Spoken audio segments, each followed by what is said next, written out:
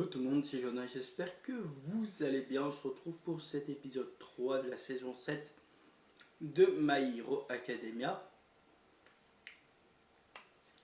On va pas se mentir, vous avez vu la miniature et vous savez de quoi on va parler. Ouais, Yuya c'est le traître et je vais pas vous mentir, je le savais déjà parce que j'avais lu les scans. C'est encore une partie où je lisais les scans de My Hero.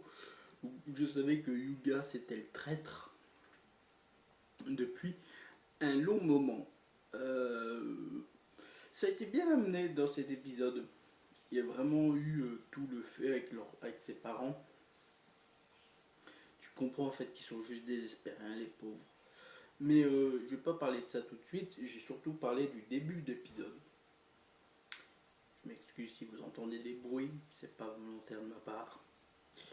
Bref. Donc,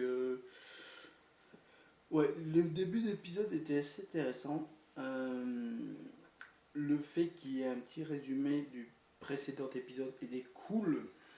Et aussi, on a vu l'état de Shigaraki après son combat contre Strip et Strike. Star et Strip. Bon, bref, contre Strike. Contre Star, pardon. Et le fait que le New Order s'est détruit. Pour le coup, on a la confirmation qu'ils n'ont pas la possession du New Order. Ça les fait chier, mais tant pis.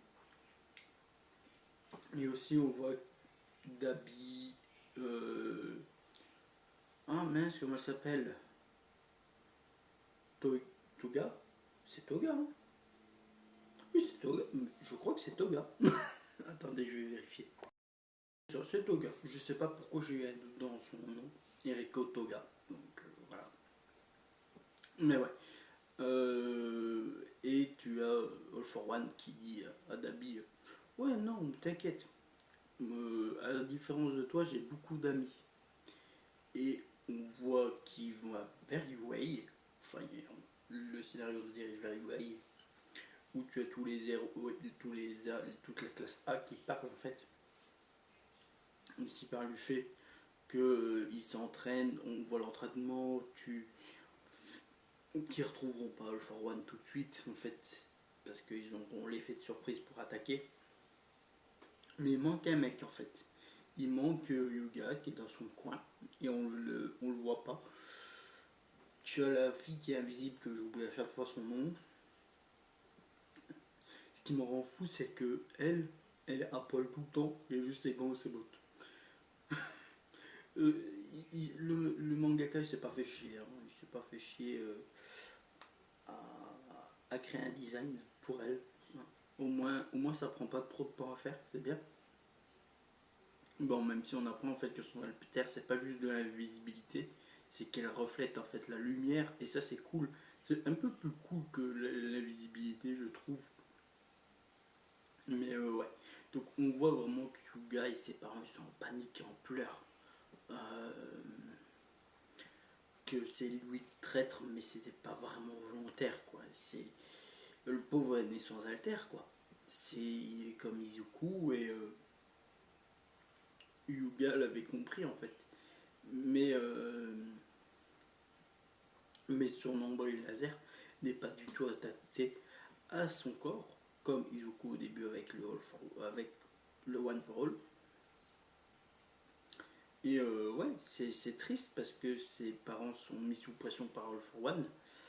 Lui aussi à défaut.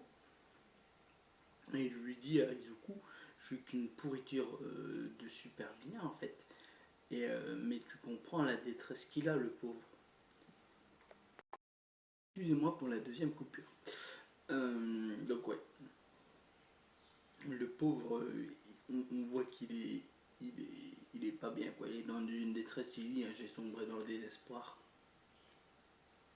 Donc Izuku les arrête, hein, lui et ses parents. Toute la classe l'apprend que c'est lui le traite par défaut. En plus, on comprend le tout background. En fait, hein, c'est une famille qui est assez riche de base, qu'ils ont tout fait pour Yuga, parce qu'il voulait qu'il y ait des pouvoirs qui soient pas rejetés, en fait, qui soient pas indifférents. T'as même un Bakugo qui fait ah, donc toi aussi, t'es né sans alter. Il se met à la place des Zuku dans ce côté-là, il se fait ah ouais, merde, lui aussi, il a dû en souffrir de ça. Et ouais, c'est un épisode assez intéressant. T'as même Izuku qui lui tord la main et qui fait ouais, tu peux devenir un super-héros en fait. Tu peux nous aider. Et en fait, t'as la police qui fait non, mais non, on l'a attaché, on va museler parce qu'on sait jamais, il peut avoir une bombe en lui. Comme Lady Agand qui avait une bombe, hein, le fait qu'elle avait un alter en plus par All for One faisait que elle explosait après sa défaite contre Izuku, la pauvre. J'en rigole, mais c'est terrible quand même, hein, quand tu sais que All for One il fait sauter, il fait sauter ses pions. Et c'est ce qu'il dit en fait. All for One, Nadabi, ouais, j'ai des amis, mais c'est pas vraiment des amis, c'est des pions. Si il y en a qui me satisfassent en plus, c'est génial, c'est la cerise sur le gâteau, mais ils sont remplaçables. Ils sont totalement remplaçables. On s'en fout. Tu vois vraiment que c'est un salopard, hein, c'est vraiment un enculé ce mec. Et c'est terrible, le pauvre Yuga qui est dans une détresse mentale mais absolue. Mais il est leur seul plan. Leur seul plan, leur seule alternative pour retrouver All for One. Et c'est ce qu'on pense, c'est ce qu'on comprend sur la fin de cet épisode. Que moi j'ai adoré vraiment la saison 7 pour le moment. Et j'ai rien à dire. Ça dynamise un peu plus que le manga.